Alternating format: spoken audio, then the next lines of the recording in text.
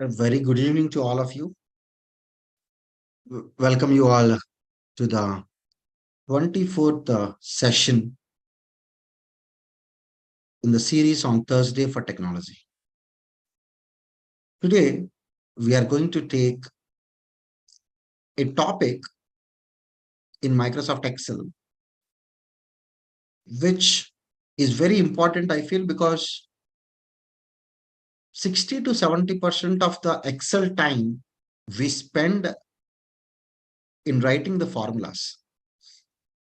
Though we are familiar with many functions, though we might have written hundreds of functions till now, but still at many places we do the mistakes. From this session, I just would like to tell you what are the 10 common mistakes we do while we deal with the formulas and some of the features, how to overcome those problems, how to overcome those mistakes. If you are new to today's session, I request you can go to the playlist of YouTube of the same channel, the Excelism. You will find all the past 23 sessions. Without taking much time, let me jump into the session. And also, as you all know, this entire folder is having all the working files which I'm going to work today. This folder access given as a Dropbox link in the description of this video. I recommend you after this session, you please download the files which I'm going to keep in this folder. Let me open the file. What is the title of today's session? 10 Excel mistakes, Excel formula mistakes we do. In fact, sometimes even I do. Without taking much time, let us start looking into the first mistake we do. Error in the range results error in the output. Let's go into this case study. Friends, many a times, just for the easy understanding, I kept my entire data into one single workbook. Each case study I kept in one single sheet. But in a real-time scenario, your data may be into X folder. Your data may be into X sheet. You may write the formula in the Y sheet. That means you may not see the data and the result of the formula at the same time. Here, if you can look into this case study. I have taken the company, sales 2023, sales 2022. There is a growth. For the growth, there is a formula. There is a formula 2023 sales minus 2022 sales divided by 2022. This is growth percentage. And after I get growth of all these companies, I got the average by using the average formula, high by using the max function. I got the lowest percentage by using the min function. But since the data is here, you can easily understand. Let's say I am just trying to cut this data, or maybe what I'm trying to do, I am just trying to copy this data. Let me insert a new sheet and I'm trying to paste here. I'm trying to paste here. Now, let me take the average of it. I will just go here. I will take the average here. Enter. Let me take the max of it. I'll just go to here. I will take the same range to get the maximum value. Let's take the minimum of it. I will take the minimum value here, right? This is the data input by my subordinate, and this is the data output where I am having the authority to look into this data. So my subordinate will open this file. When I keep it into the cloud, he will simply go here. He will start keeping the figures. I am going to keep it here. I'm going to keep it here, the values of average, high, low. So whenever I have a time, I'll come here and I'll start looking into what happened. So instead of me taking here D2 column D13, for the time being, let me take the entire column because I'm taking it as a range. Otherwise, you will convert into the table format. You will get the same percentage, not a problem. Now, what my subordinate did, there is one company, he entered the figures here, M. There is a sales of 200. Unfortunately, there was no sales last year. He least bother about looking into this div divided by 0. And again, there is a company called N. He kept it this as 600, 600, and this is 450. This is 450, and it has calculated some growth. There is a company called O. There is a 400. Last year, there was no sales because the company started this year itself. There is one more company called P. This is T100. This is 299. There is a percentage. He just saved this file and he closed. He least bother about what errors it is giving, because he is thinking obviously that when you're trying to divide something with 0, then automatically it's going to be div divided by 0. It's fine. But when you come back to your values are also all errors. That's the reason it is always a good practice to follow a error, whatever error detection function. Once there is an error in the result, I'm going to use the alternative result.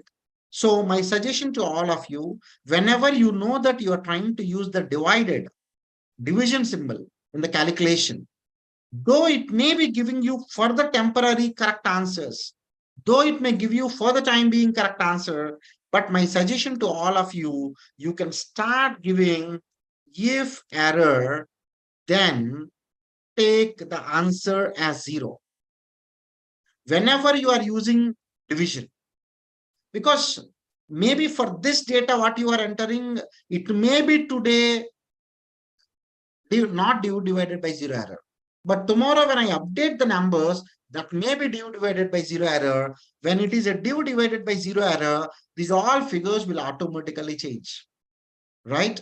So this is what the mistake, whenever you go back and write a function if error, this automatically correct. One common mistake people follow. So I request all of you, whenever you are trying to use divide symbol, make sure that if error come by default to that. Many a times people start calling me and ask the same thing because they only bother about the result. They don't bother about the input. But input, there was an error. That's the reason the final result is automatically coming as an error. So this is in continuation to the first case study. What is the second case study? This is very important. Sum range. Starting point matters in case of sum if. If you could recollect your sum if skill, sum if is a Microsoft Excel function based on one or more criteria. In case of sum if, single criteria. In case of sum ifs, one or more criteria. We are going to use sum if function, right? Let's go to the second case study. In this second case study, I've taken the company, I've taken the sales. There are 2 columns. I want to get the total of A. Then I'm sure you can easily write a function equal to sum if. This is the way I have written the formula. This is the way I have written the function. Look into the syntax. I need to take the range, criteria, then sum range. I've taken the criteria range in which I'm going to look for A, and my total I want to get from the sales column. Enter. Enter. Do you think this answer is correct? Do you think this answer is correct?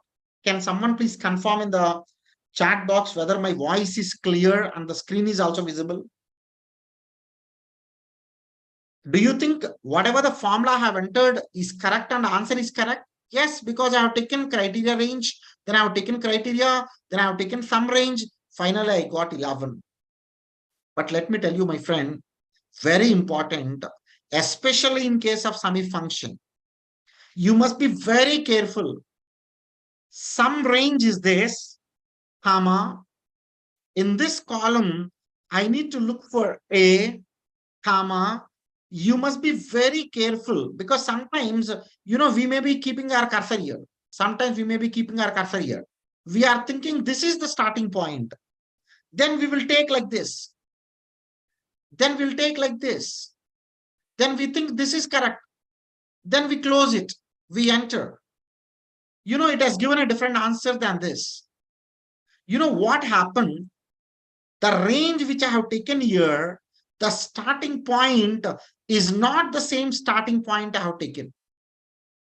It is not even giving an alert for me that, Mr. Saran, this length is not matching to this length. You must be very careful. Whatever you have taken, it considered given me the answer.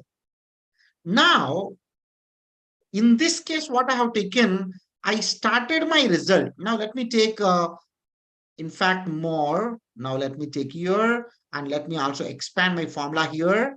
It is giving me the answer, 21. In this case, what is the mistake I have done? Here I have taken the criteria range from the A2 column. Here I have taken the sum range starting with this cell. We are just thinking that what's wrong? Nothing will happen because anyway, this is the A and this is the 4 and so on. But let me tell you, my friends, the range is only for the user at the front end. At the back end, Excel decode these values as an array. Now, if you can look into this array, Excel is trying to decode A2 colon A19 as A, B, C, D with semicolon. That is an indication in the array that it's going to be the next value in the next row. So A, next row value is B, next row value is C, D, and so on. When I look into this, it decoded all these values. Because I have taken from here, it has taken what? Sales, 4, 5, and so on. Now, what happened, the first value of A is trying to correlate with the first value of your sales. Meaning, let me tell you, it's trying to match to this value. This A is trying to match to this value.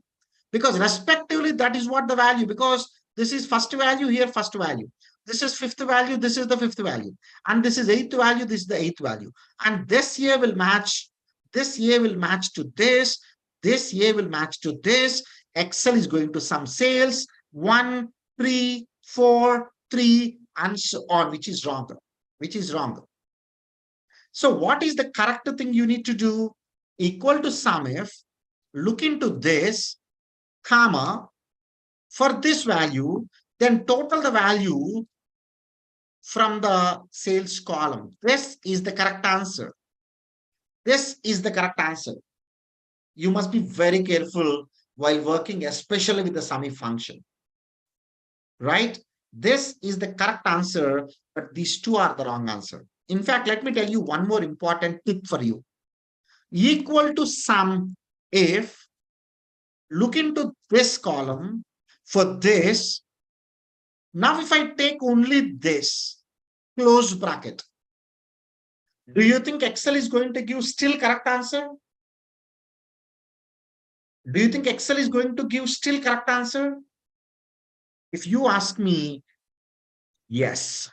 Because actually, if you look into the sum if function, this is the criteria range, and this must be the sum range. But Saran, you have taken only one value. A is matching with 4 here, the respective value. Ideally, 4 should be the answer. How it has taken correct answer? Let me tell you one important thing. These all are the hidden secrets. No one will tell you unless you go explore, experiment, doing the mistake, correcting yourself, then you will get to know all these tips. Since I do a lot of R&D, so I found it, these are the mistakes very common people do it, including me when I was learning Excel. So I thought there is a meaning for this session. Now, let me tell you, criteria range, sum range, though for the namesake it is saying sum range, but what Excel is saying, Saran, you just give me the starting point, that is sufficient for me. You need not to take the entire range. Because when you give me a starting point, how many values are there in the criteria range, that length of the matrix, I'll automatically take it. That's the meaning of it. That means if mistakenly, if I take, let me copy this formula, paste here, if I take this, could you please tell me what is the answer it's going to give? What is the answer it's going to give? 21. Because though I have taken a one single cell, because the length here is 18 cells, from sales, it's going to expand to 18. Automatically, your answer is 21. This is the correct answer. This is also correct answer. Remaining all are wrong answers. You must be very careful. This is correct one. Let me write it so that when you download this file, you will get to know. This is the correct formula, correct reference. This is also the correct reference. This is wrong reference. Hence, reference is wrong. Your answer is wrong. As simple as it. Because SUMIF is one very frequently used function in the finance domain, especially by the chartered accountants, because we prepare balance sheet, P&L, all the schedules using the SUMIF.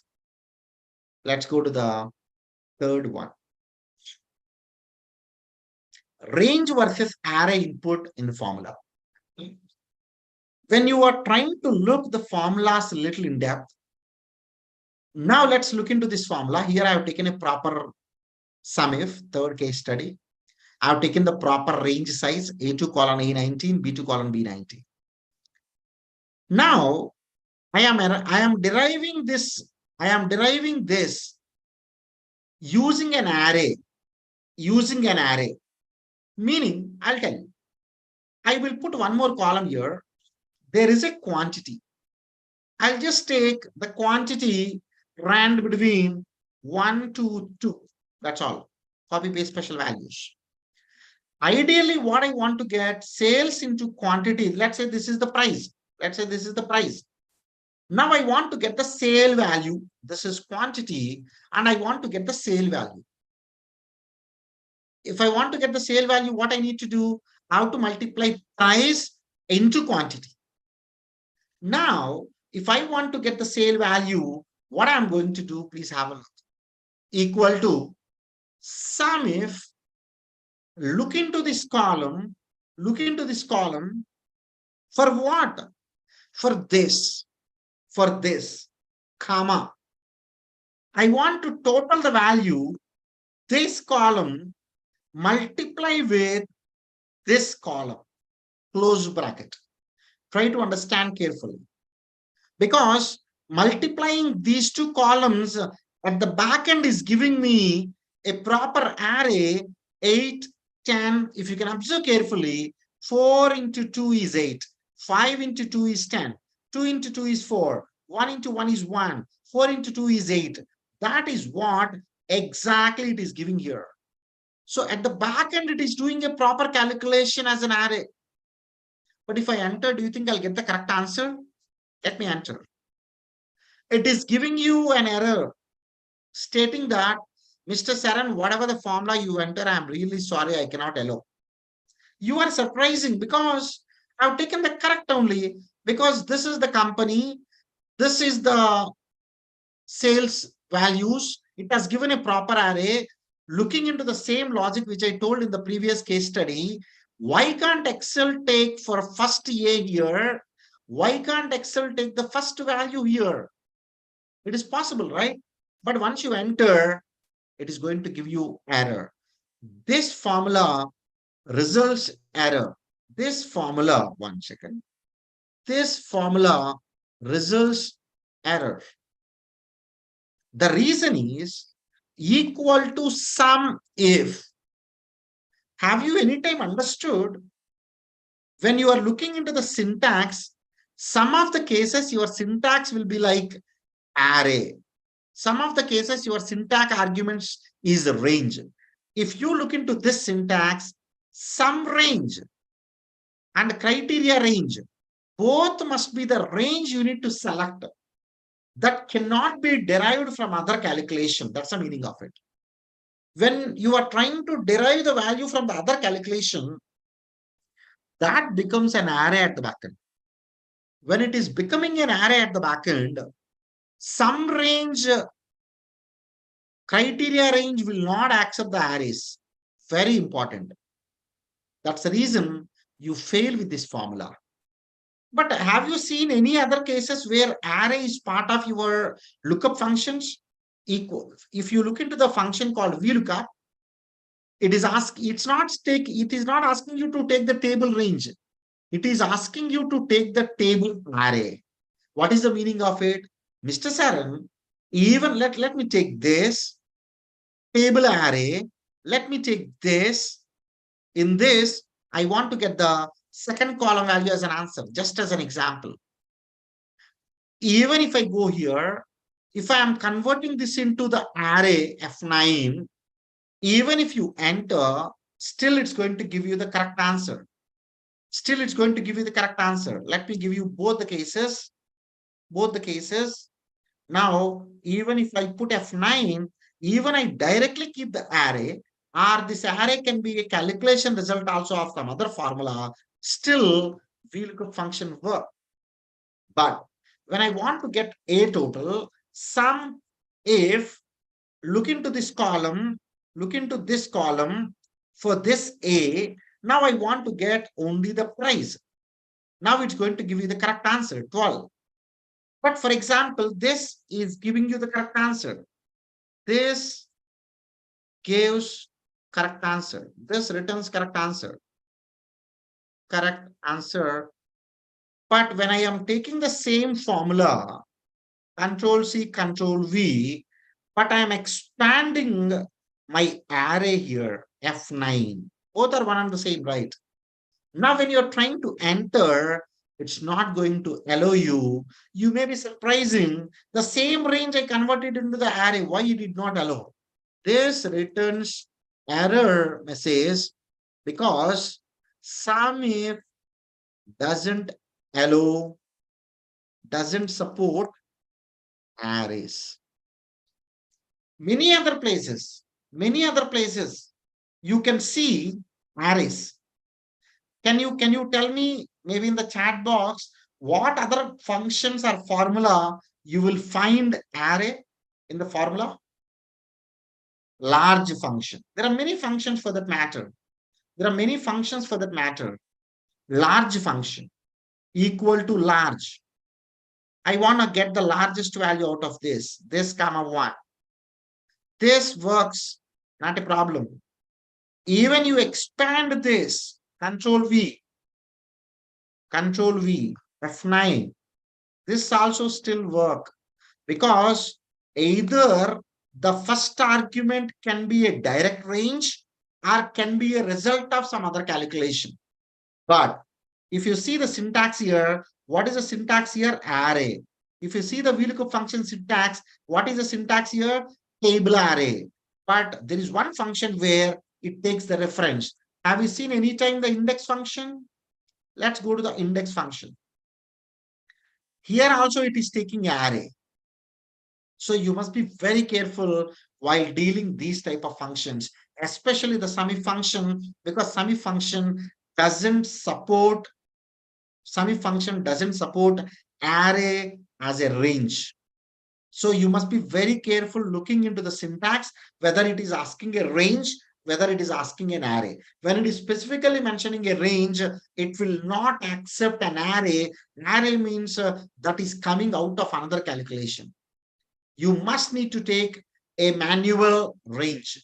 But wherever a word of array in your syntax, that means either you can select a range, it will convert at the backend as an array, or that range can be the result of some other formula, still it can accept. That's the meaning of this.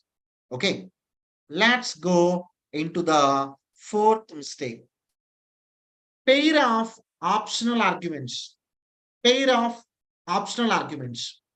am sure, I am 100% sure you know how to read the syntax.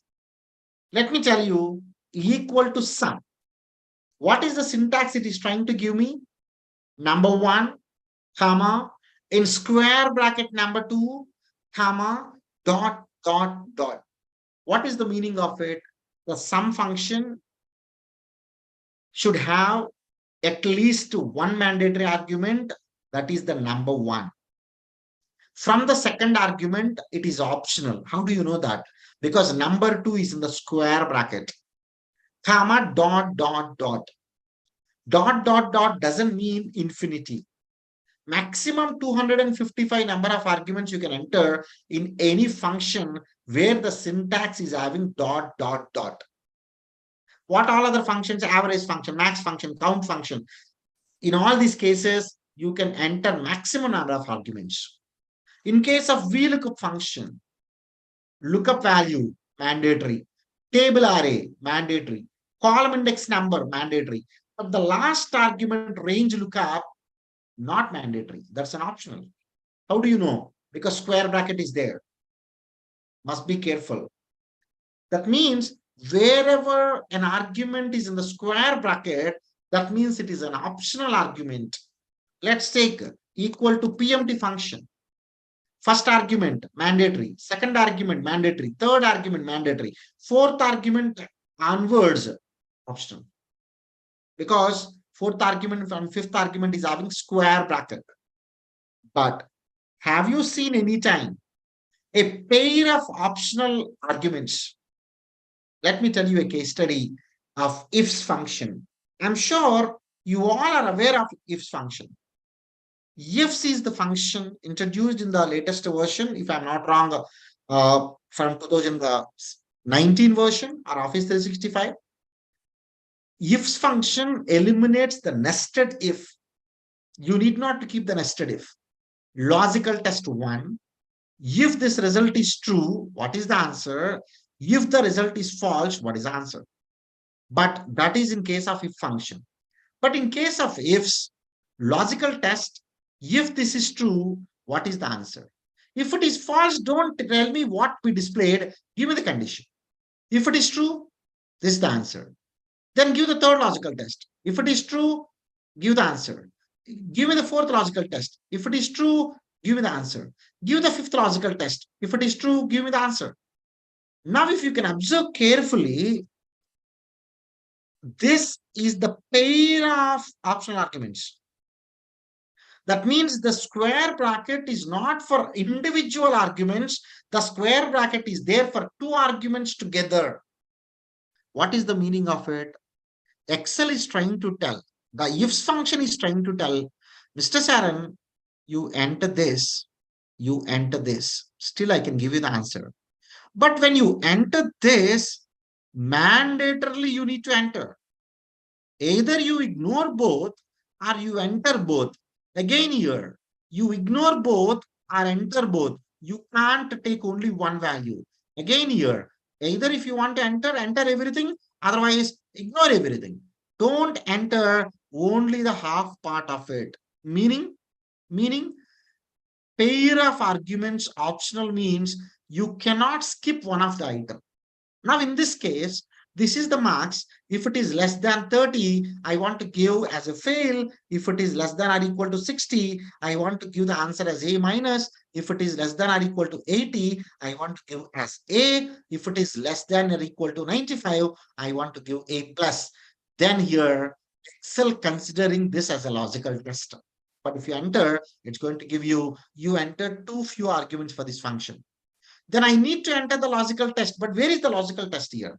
Because if it is not satisfied, come to this condition. If it is not satisfied, come to this condition. If this is not satisfied, come to this condition. If this is not satisfied, what I need to enter? So I need to anyway get, if all are not satisfied, this is the answer. But anyway, logical test is mandatory for you. So we are going to keep 1 comma. Whenever you put 1, that is meaning of true. Either you can put true or you can put 1, it automatically taken care. It automatically takes care. Right? F9, when you keep on pressing this, and between will change, automatically the results will change. The point I'm trying to stretch, you cannot stop middle of the pair of optional arguments. Either you ignore both, that's fine. Excel can say that. You even remove this, that's fine. But you can't take in the middle. Have you found any other situation where you have seen the pair of optional arguments? Even in the sum if case also, sum ifs. Now I want to get the total of A West. what I need to do, equal to sum ifs, look into the A column for this. Is it? That means I'm not following the syntax. Syntax is very important. Why I'm using sum ifs function? Because more than one criteria is there. What is the first argument? Some range. Look into this column. Comma. What is the next argument? Criteria range 1. Look into this column. For what? For this. Mr. Saran, you need to enter for every criteria one criteria range. Meaning, either enter both or ignore both, because here also you're having duplicates. Now what I'll be doing, I will enter the next criteria range, that is the area column. I want to look into this column for west. If you can see the syntax, criteria range 2, criteria 2, both are in square bracket. Pair of optional arguments. Criteria 3 and criteria 3 both are in range 3 and criteria 3 both are in the optional. That means a pair of arguments. What Excel is saying, you can enter, you will get the correct answer. Mistakenly, you cannot stop here. If you want, you can stop here, not a problem, because you have not even initiated first argument of the pair of optional. Whenever you enter one argument in this pair, the second argument mandatorily you need to enter. These are all the cases where you find a lot of mistakes in case of sum ifs function.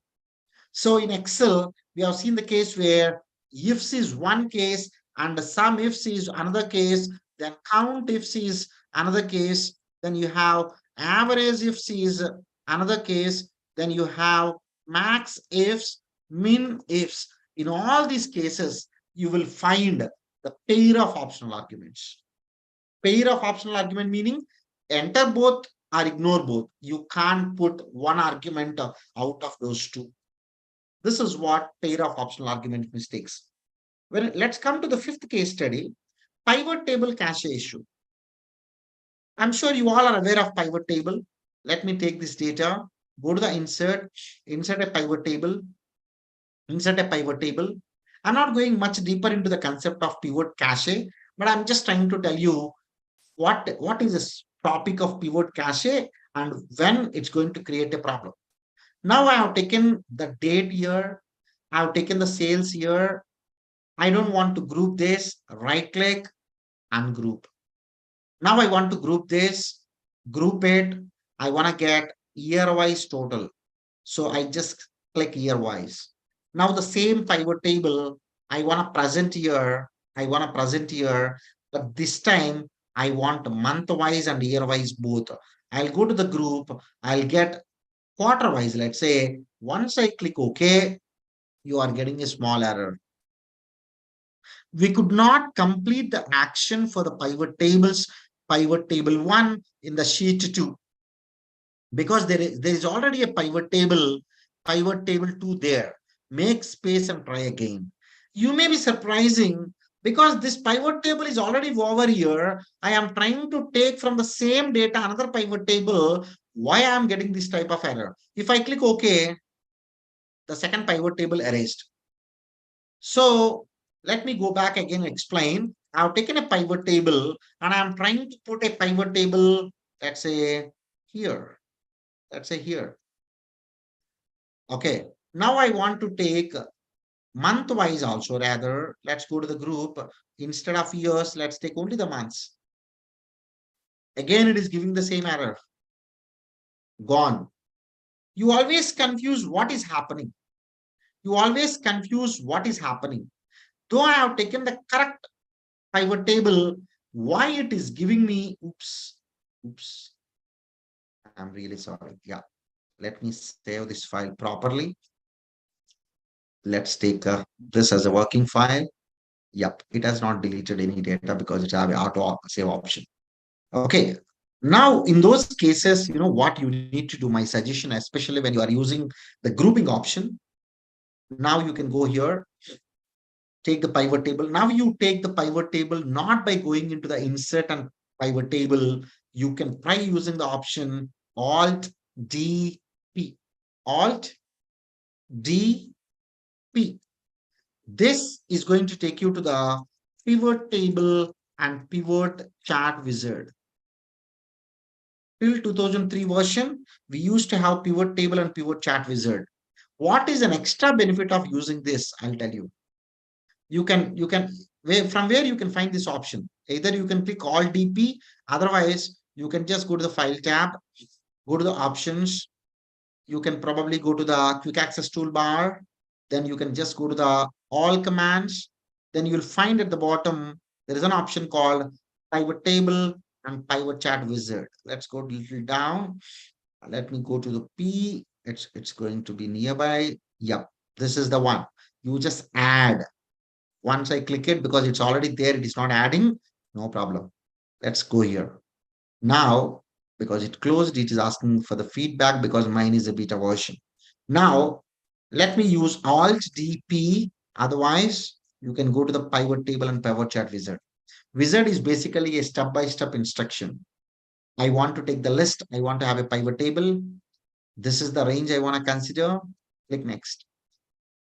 Only in the pivot table wizard, you'll find this type of pop-up message. What it is asking, Sharan, do you want to create a separate pivot cache, or do you want to build this pivot table considering the previously created pivot cache? If you click yes, it is as if like going to the insert and clicking a pivot table. If you are clicking no, it's going to create a new pivot cache for you. Now let me click no, let me click finish. Now what I'll be doing, just for the sample, I'll just take this, let me cut this, let me cut this, let me go here because this is the place where I'm trying to work on. Let me paste here. Okay, now this is not required because I want to keep everything into one single sheet, right? Now, can I take the date here now? Yes. Now, can I group it in my own way? Yes. Now there is no disturbance at all. There is no disturbance at all. Now I want to have month-wise. No problem. You can just go to the months. There's no problem. So make sure that you are using the pivot cache using the pivot table and pivot chart wizard. Otherwise, what you can do, whenever you are using the grouping, either you can do all DP, otherwise you can go to the insert and you can click the pivot table. But whenever I click the pivot table, it is not going to give me any pop-up message. By default, since the original data is saved, on which on top of it already there is one pivot table, it's going to take the same pivot cache and create a pivot table. I'll tell you the reason whether it is true or not. When I have taken this, automatically there are two extra columns came. Do you know the reason why? Because this pivot table created on top of another pivot cache, which is used for this pivot table. That's the reason this pivot table. That's the reason this already having months and year, the same months and year came.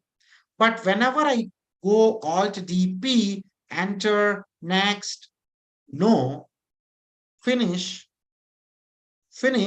Now, are you finding extra fields here? No, because it is taking the entire raw data as a fresh pivot cache. So that's the reason it is not taking automatically. Okay, so make sure that you are using pivot table and pivot cache wizard, pivot table and pivot chart wizard, especially whenever you want to do the grouping related. Let's look into the sixth one, syntax conditions to be met. Many a times we think we are very good, we are very confident about the formulas what we use, but we least bother to read the syntax conditions. Meaning, I'll tell you many case studies. Let me take one case study with the name called VLOOKUP. Look for this value where in this table, let me give absolute reference, comma, get the third column value as an answer. Don't take approximate match, because if I take the approximate match, the marks here are not matched with the leftmost column values. So that's the reason, since none of the 89, 85, 48, 78 is not matching to any of these values, that's the reason it is giving an error. So what I need to do now, I need to give approximate match. Either you can enter approximate match, or even you can ignore the approximate match, because VLOOKUP function fourth argument is an optional argument. If you ignore, by default, it consider, by default, it consider as the approximate match only. Control plus enter. Even now, it is giving you the value error. Then again, we go and try to write the formula. Still, it's giving the wrong answer. Then we'll remove it, we'll do it again. Then we surprise why it is giving a wrong answer. Friends, it's not about writing the function. What is important, you must need to understand what are the conditions on which the function work. Whenever you're trying to look into the last argument, whenever you are trying to look into the approximate match, there is one extra condition is there to this. What is that? Approximate match. The values in the first column of the table must be sorted in the ascending order. There is a condition. How you can miss this condition? Especially whenever you want to use the approximate match, you have to make sure that your table must be sorted in the ascending order. Now, what I'll be doing, this is the mistake, and let me correct here. This is the correct formula. What I'm going to do, I'll copy this, I'll paste here, I'll go to the sort, I will sort the range using smallest to the largest because this is in the ascending order. Now let me write VLOOKUP function, look for this value. Now let me refer this table. I want to get third column value, approximate match, enter. Now you will get your answers properly. So the point I'm trying to stretch here is that it's not about knowing the function. You must need to know to use this function, what are the conditions I need to follow. Especially in case of VLOOKUP function, the last argument, if at all you want to go for an approximate match, you must need to sort your data first in the ascending order. First in the ascending order. Let me tell you one more. Let's say I have so many dates. Just as an example, let me take date column in the same assignment. I have so many dates. Now I want to know which weekday it is. Someone told that I can use a function called weekday. Let me close it, enter, copy and paste. Because I am working from India, Hyderabad, my office freshly start from Monday. I consider Monday is a weekend. Monday is the start of the week. Considering Monday as the start of the week, 2 means I'm assuming this is Tuesday. 7 means I'm assuming this is Sunday because my week starts from Monday and ends with the Sunday. And this is Monday. But let me tell you, you can't assume on your own. You must need to look into the conditions, what the formula is asking you to write, what the function is trying to tell you. This particular function, weekday function, what it is saying, Mr. Saran, if you ignore the second argument, by default, I consider Sunday through Saturday as 1 to 7. 1 to 7.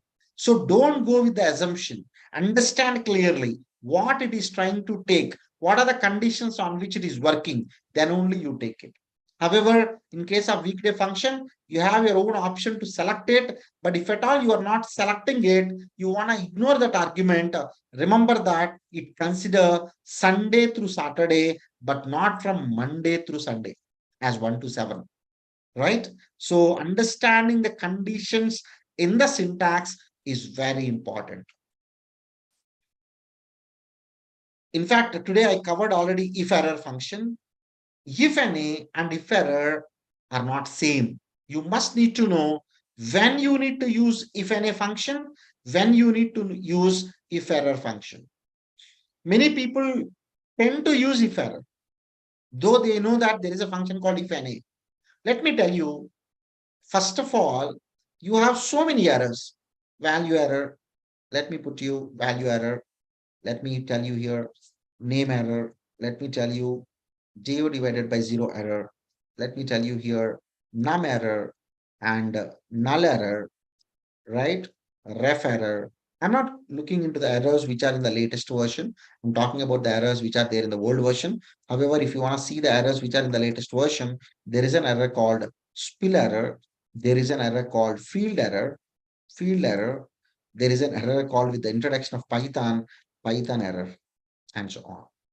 If you can see here, the only error which doesn't have exclamation mark at the end is a name error, because it is questioning the user, Mr. Saran, which name you enter. I could not match this name with either the cell name or the defined name or the range name. That's the reason it is shouting with a question that which name it is. Remaining all errors comes in a situation when there is a mistake in your formula. When there is a mistake in your formula. In fact, even this is also, this all error comes in a situation when there is a mistake in the formula. In case of mistake in the formula, I did not take here any error. I did not take here any error. Along with these errors, there is one more error called NA. Okay, this is an information error. This is an information error, meaning there need not be a mistake in your formula. Let's take an example here. I'm trying to get the VLOOKUP function here. I want to get the VLOOKUP function equal to VLOOKUP. Look for this value where within this table, yeah, 1 second. Within this table, let me give the dollar symbols properly. Get the second column value as an answer. I'm sure I'm going to get the 18 year copy paste. Sorry, 8 year copy paste, because it's a random between these values are changing. Copy paste special values. Okay. Now NA came, right? Now, because NA is coming, what's the meaning of NA? Sharan, I executed the formula, but when I'm trying to look yum into leftmost column of this table, unfortunately, this is not there. So I'm just trying to give you an A. NA is the only error which doesn't have anything at the end of the error, which doesn't have anything, either exclamation mark or question mark.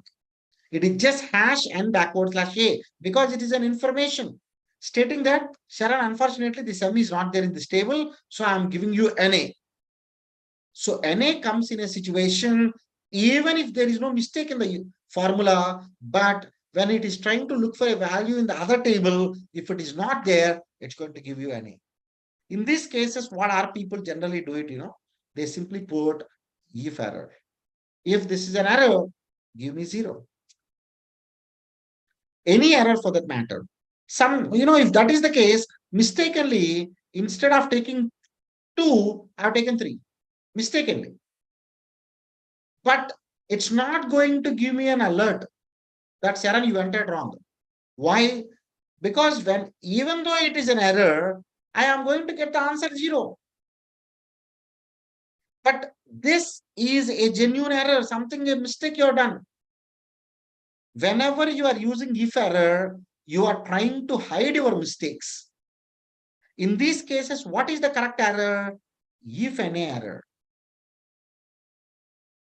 It is trying to tell you, Mr. Saran, there is a reference error. You're trying to look for a value in the table for the second column. There is no second column. You're looking for the third column. There is no third column because the table is only having 2 columns. You must be very careful. That's the reason, instead of if error, start having an habituate of using if NA function. NA error comes in not only VLOOKUP function. In case of VLOOKUP function, in case of HLOOKUP, in case of match function, in case of XLOOKUP function, these are the functions in which you will get NA error. However, a couple of other functions also where NA is there, but these all are by default functions in which NA error appears. So try to use NA error wherever it is required. Don't use if error function, because if error hide your mistakes, right? This is the 7th mistake we typically do. Eighth mistake, this is the people who want to do the work very fast. This is the one what people wanted to do very fast, right? So let's say sometimes I've taken the formula here. I'm writing a VLOOKUP function, look for this value where within this table, get the second column value as an answer, right?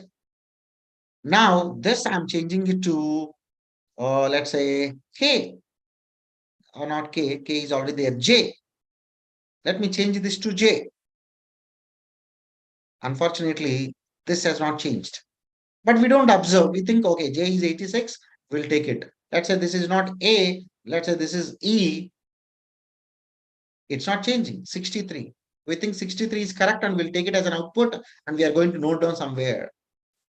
All the time, make sure that you are going to the formulas tab. You are going to make this as an automatic. Make this as an automatic. Because sometimes when we use the shortcuts, mistakenly, this may turn to manual. We always surprise, though I am writing the correct formula, why I'm getting a wrong answer.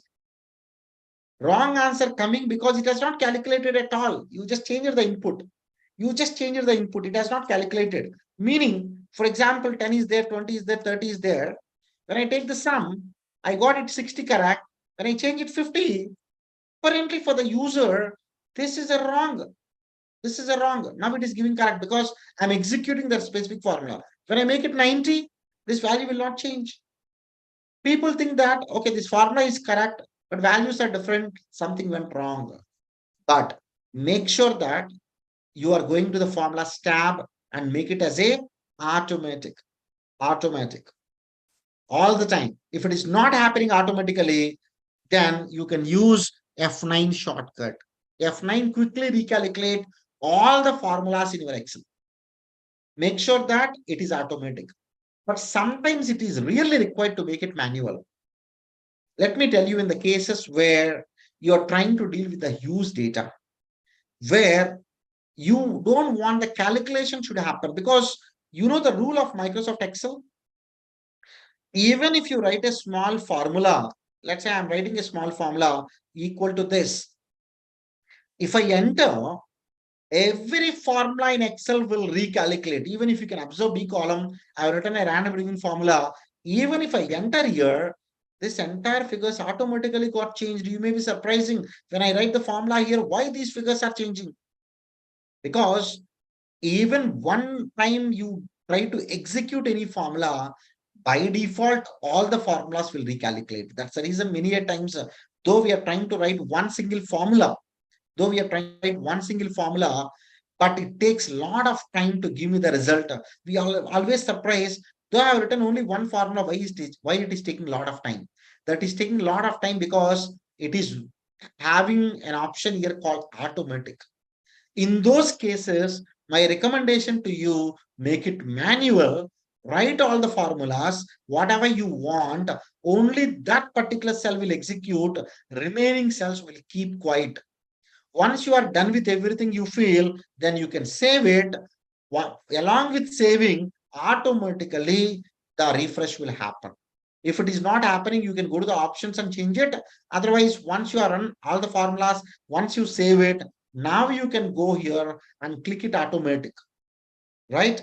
So when to use automatic, when to use manual, both are important. Let me tell you, that is there in the formulas tab, calculation group. In that, manual to automatic. Make it manual to automatic. This is what the eighth mistake generally we find it when we deal with the formulas. Let's look into the ninth mistake. Wrong naming of defined names in the formula. Very simple thing. Very simple things. Many a times we create so many defined names. Let's say, for example, in this case, I want to create the defined name for this as company,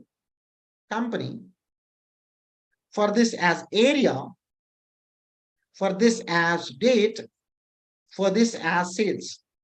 There are 4 defined names created. If I can go to the formulas, if I go to the name manager, 4 defined names created. Now I want to get the total for yeast. What is the function I need to write? Equal to sum if, look into the area column for this value. If at all it is there, total the values from the sales column. Area is the defined name. F2 sales. If I enter, my answer is name error. Why? Because there is no defined name with the name called area. Then I can't go every time back to my defined names to see what is my defined name, because I may be writing a very big formula. Suddenly in the middle of the formula, I stuck up and I want to realize that what is the defined name I have given. In those cases, let me tell you a shortcut. Mistakenly, instead of spelling area, I made it ARA. I can't go back because I already written half of the formula. Then I suggest you to use F3 shortcut. F3 shortcut. When you use F3 shortcut, let me take this as a snipping tool and store it here so that it can be helpful to you. Let me take this. Let me take this, right? For the time being, let me keep it here, right? This you're finding, where? This you're finding this F3 shortcut, F3 in the formula, right? Now let's go here. I can just select, this is the place where I want to write a defined name. Click F3, select what is the right defined name, double click, enter, double click and enter. And in the cell also you can use F3. If I use F3 in the cell, there is an extra command appearing on this. There is extra command appearing on this pop-up message. You know what is that? That is the paste list. The same F3 shortcut, F3 in the cell. In this blank cell, if you go and click F3, it is going to give you an option, paste all the defined names. Let me use F3. Let me click OK. I'll get all the defined names pasted. But during the formula, if you click F3, it's going to give you all the defined names for you to select in the formula. So make sure that when you're trying to deal with the defined names, many a times we forget what the defined name we created, because I created a defined name today with the context of area. Tomorrow I change this area to location. Thinking location is the defined name. After 1 week, I'm trying to write in my formula location. But location, there is no defined name. So that's the reason F3 is very important shortcut, especially when you want to deal with the defined names. Last but not the least, number signs too matter. I told you, in fact, this and this both are same. You must need to know the conditions. Let me take one important function, especially for the finance domain. I've taken a small case. There is a loan, 8,75,000, EMI, 12,500, period, 10 years. I want to calculate the rate of interest per annum. Rate of interest on which we need to calculate. What is a function in Excel we have? Rate. NPER means number of periods, because I'm trying to calculate monthly. So this into 12. Then what is the next argument? PMT. PMT is nothing but the equated installment. Let me take that. Let me take this B3. Now I want to have a present value. That means what is the loan?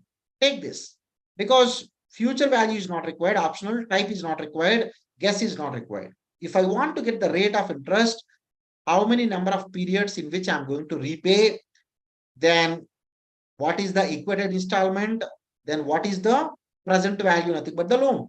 I hope I have given all the arguments correct. Enter. But your answer is wrong. We are surprising why this is wrong.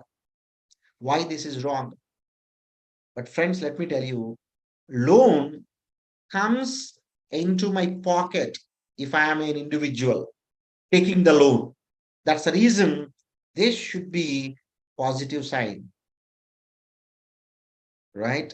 Positive sign. When you take the loan, which is going into your pocket, while repaying it, this goes out of your pocket, goes out of pocket, out of pocket. That means when it is a coming into your pocket, if it is a positive, when it is going into your pocket, is it not your negative value? That means either, see, this is in a situation where you are a borrower. The same case, banker is there. For the banker, you know what happened? For banker, you know what happened? This goes out of the pocket. This goes out of the pocket, right? And this comes into the pocket. Every month, banker will take a EMI coming into the pocket. So, which is a positive, and this is a negative sign, right? Considering these two cases, when I am writing this rate function, I need to give for EMI the equated installment negative sign. Now you enter, it's going to give you correct answer. In fact, this is the monthly interest. I want to put into 12 so that I'll get per annum what is the rate of interest. In this case, also you got num error. Now in this case, let me put minus here, enter. Let me put multiplication into 12 so that per annum interest I'll get it. So conditions are very important. Signs too important. Logically, you need to understand syntax while writing the formula. That's all, friends, for today's session. I hope you all enjoyed. Make sure that, make sure that while you are writing the formula, always keep one eye on the syntax, because syntax tells a story. Whoever knows the story, whoever listens the story, what Excel is trying to tell us, then Excel support only those people. If you are having a lot of ego, that though it is trying to tell you the story, it is trying to giving you the helping hand as a syntax, but you're not taking the helping hand, then Excel is, get anger. It's going to give you error. So have a good friendship with Excel. I'm sure Excel will give you good answers back. This is for this week. I hope you all enjoyed. Next week, I'll come up with a new topic. Till then, bye bye. Requesting all of you, please, if you feel these sessions are important, useful at your day-to-day work, only one favor you can do it to me. Just tag me in the LinkedIn, share this YouTube channel so that many people will get benefit out of this. You can share across to your friends, colleagues at your office. You can put into your status once. That could be a great help to me.